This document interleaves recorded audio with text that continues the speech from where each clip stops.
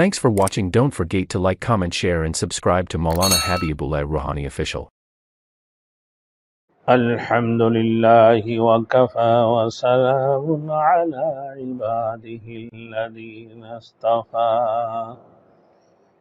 أما بعد فأعوذ بالله من الشيطان الرجيم بسم الله الرحمن الرحيم يا أيها المزمل قم الليل إلا قليلا صدق الله المولانا العظيم۔ میرے محترم دوستوں بزرگوں، آج میں آپ لوگوں کی سامنے جو سورہ مزمل کی شروع آیات پڑھا، یہ سورۃ المزمل ایسی ایک سورت ہے، ایسی ایک سورہ ہے کہ جس کو پڑھنے سے اللہ رب العزت روزی کے اندر برکت عطا فرماتے ہیں۔ جن لڑکیوں کے رشتہ نہیں ہوتے ہیں ان کی اللہ رب العزت رشتے کے لیے اللہ ان کی تقدیر کو کھول دیتے ہیں۔ کاروبار میں اللہ رب العزت ترقی عطا فرماتے ہیں۔ بیمار والے پڑھتے ہیں تو اللہ رب العالمین بیماریوں سے شفا عطا فرماتے ہیں۔ پریشانیوں کے لیے پڑھتے ہیں، اللہ رب العزت اس کی پریشانی کو دور فرماتے ہیں۔ مشکلات کے لیے پڑھتے ہیں، اللہ اس کی مشکلات کو حل فرماتے ہیں۔ برکات ہی برکات ہے سورت کے اندر۔ اب میں آپ لوگوں کے سامنے سورہ مزمل کی ایسی ایک خصوصیت بتانے جاؤں گا جو انتہائی اہم اور انتہائی قابل قدر چیز ہے۔ اگر آپ نے عمل کر لیا اسی کے اوپر تو ہر پریشانی، ہر مشکلات سے نجات آپ کو مل سکتی ہے۔ اب آئیے کہ ایک بندہ بیمار ہے، عورت ہو یا مرد، اب ڈاکٹر کے پاس جاتے ہیں اور ڈاکٹر کہتے ہیں کہ بھائی آپ کی فلاں بیماری ہے۔ اب پھر دوسرے ڈاکٹر کے پاس جاتے ہیں، وہ ڈاکٹر دوائی چینج کر کے دیتے ہیں کہ نہیں آپ کی یہ بیماری نہیں ہے۔ تیسرے ڈاکٹر کے پاس جاتے ہیں، وہ ٹیسٹ وغیرہ دے دیتے ہیں، اس کی ڈائگنوس کے لیے blood test, X ray, ultrasound سب کچھ دے دیتے ہیں کہ بھائی بیماری کا پتہ ہی نہیں لگ رہا ہے۔ بالآخر ڈاکٹر بھی کہتے ہیں کہ بھائی کسی مولویوں کو دکھا دو۔ اب میرے دوستوں کن مولویوں کی بات جائیں گے؟ بعض وقت میں شکل سے تو مولوی ہے، شکل سے عالم نظر آتی ہیں، لیکن فراڈ، دھوکے باز، صحیح معنوں میں وہ عالم نہیں ہے، صحیح معنوں میں وہ عامل بھی نہیں ہے۔ اب ایسے لوگوں کے پاس جاتے ہیں آپ کہ یا تو آپ کے ساتھ میں وہ لوٹا ماری شروع کر دیتے ہیں، اور یا تو پھر ان کی وہ عقل ہی نہیں ہے۔ کیونکہ ایک استخارہ تو یہ ہے اللہم اخر لی واقتر لی، آپ نے استخارہ کر لی۔ اب یہ ایک ایسی استخارہ ہے کہ بیماریوں کی ڈائگنوسٹ کرنا، بیماریوں کے حل نکلنا کہ بیماری ہے تو کون سی بیماری ہے۔ اب لوگ بولتے ہیں کسی نے کچھ کر دیا ہے، کسی نے کالا علم کر دیا ہے۔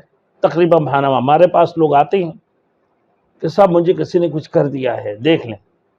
تو میرے دوستوں بڑے دھوکے باز لوگ، فراڈ، نہ ان کی علم ہے نہ عمل ہے۔ بعض تو اسے بھی ہے تیسرا کلمہ چوتھا کلمہ بھی پڑھنا نہیں آتی ہیں۔ سورہ مزمل کی بات تو دور کی بات ہے، اپنا ہی اٹکل چلا دیتے ہیں اور کہہ دیتے ہیں تمہارے اوپر جادو ہے۔ ایک دو کتابیں دیکھ کر سیکھ لیتے ہیں، کہہ دیتا تمہارے اوپر جادو ہو گیا، کہ جنات کی اثرات ہو گئی، بس آپ کو ڈرا دی۔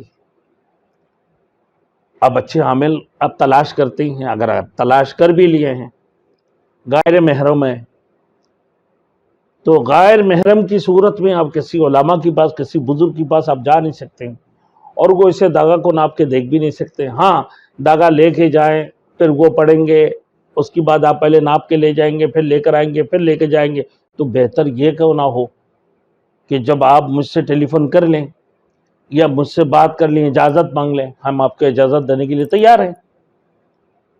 شرط یہ ہو کہ آپ نمازی فرزگار ہوں، اور ہمیشہ آپ کے اندر یہ عادت ہے کہ بھائی تیسرا کلمہ 200 مرتبہ، استغفار 200 مرتبہ، درود شریف 200 مرتبہ، نہیں تو کم از کم اس کی اہتمام ضرور کرتے ہیں، 200 مرتبہ نہیں تو کم از کم 100 مرتبہ کا بھی اہتمام کرتے ہیں، 5 وقت نماز پڑھتے ہیں۔ ایسے لوگوں کے لیے اپنا گھروں کے اندر یہ ڈائگنسٹ کرنا اور یہ آزمائش و امتحان، اب یہ استخارہ اس انداز سے کریں کہ بھائی ہے تو کون سی بیماری ہے، کہ جادو ہے، جنات ہے، تو اب مریض کو سیدھے کر کے لٹائیں اور ان کی سر کے نیچے کوئی تکیہ نہ رکھیں، پاؤں کو دیوار کی طرف لگا دیں، اور پھر ایک داغا سے اس میں ناپ لیں۔ وہ داغا کچی داغا ہو، کچی داغا کا مطلب جو پلمبر وغیرہ جو دھاگا استعمال کرتے ہیں وہ کچے داغا ہوتے ہیں، وہ والا داغا لے لیں، ناپ کر کھینچ کے آپ پاؤں سے لے کے سر تک اس میں داغ بھی لگا دیں پیشانی پر، اور پاؤں کی جہاں دیوار میں پاؤں رکھے ہوئے انگلی کی طرف اس میں بھی داغ لگا دیں۔ اب اس ایک داغا کے برابر 6 داغا اور لیں، کتنا ہو گیا؟ 7 داغا۔ اس 7 داغے کے اوپر اول آ کے درود شریف اعوذ باللہ بسم اللہ پڑھ کر سورۃ المزمل شروع کریں، ایک مرتبہ سورۃ المزمل پڑھ کر ایک مرتبہ دم کر لیں، پھر دوسری مرتبہ پڑھ کے دوسرا مرتبہ دم کریں، داغا کو اس انداز سے پکڑ لیں، 7 داغا ہوگا، اور اسے کر کے دم کرتے رہیں۔ جب آپ یہ دم کرتے رہیں گے اسی انداز سے 7 دفعہ پڑھ کر، ہر دفعہ میں بسم اللہ پڑھیں، 7 مرتبہ دم کرنا، اول آ کے درود شریف پڑھنا، پھر اس کی بعد دوبارہ مریض کو جس انداز سے آپ نے لٹایا اسی انداز سے دوبارہ لٹا دیں، بغیر تکیہ کی۔ نہ کسی عامل کے پاس جانے کی ضرورت ہے، نہ کسی بابا کے پاس جانے کی ضرورت ہے، نہ کسی کو پیسے دینے کی ضرورت ہے، نہ کسی فراڈ کے پاس جانے کی ضرورت ہے، نہ کسی دھوکے باز کے پاس جانے کی ضرورت ہے۔ اب یہ اپنا گھر کے اندر اس کی آزمائش ڈائگنسٹ آپ بیماری کا کر لیں۔ اب دیکھیں داغا بڑی ہو گئی یا چھوٹے ہو گئے یا برابر رہیں گے، 3 صورت ہوگا، یا تو داغا چھوٹے ہو جائیں گے کم از کم 1.5 انچ 2 انچ، یا بڑے ہو جائیں گے 1 انچ 1.5 انچ 2 انچ یا 3 انچ، یا برابر رہیں گے۔ اگر 1 انچ چھوٹے ہو گئے تو سمجھ لو ہاں بھائی ان کے اوپر میں اثرات ہے، نظر بد جنات وغیرہ کی ہے، جنات کی ہیں۔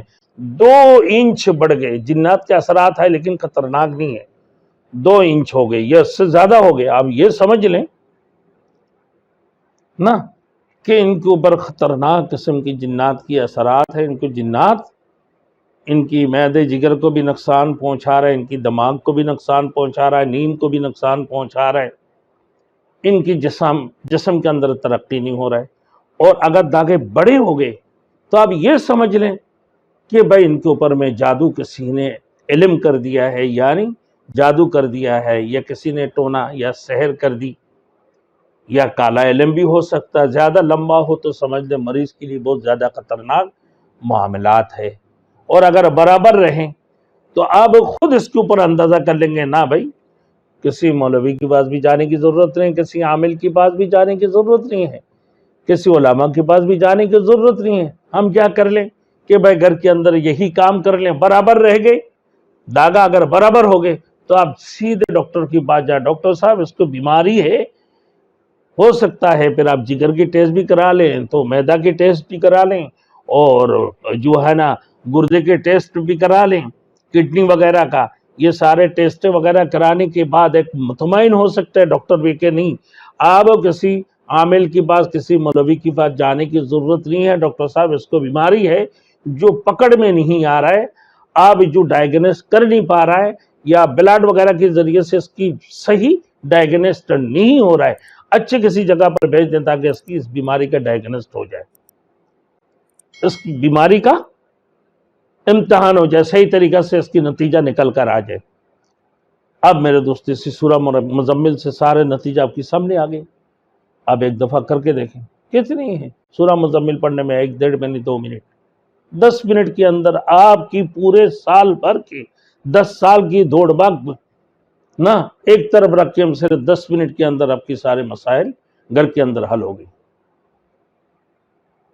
تو ہم سب کو اللہ عمل کرنے کے توفیق عطا فرمائے۔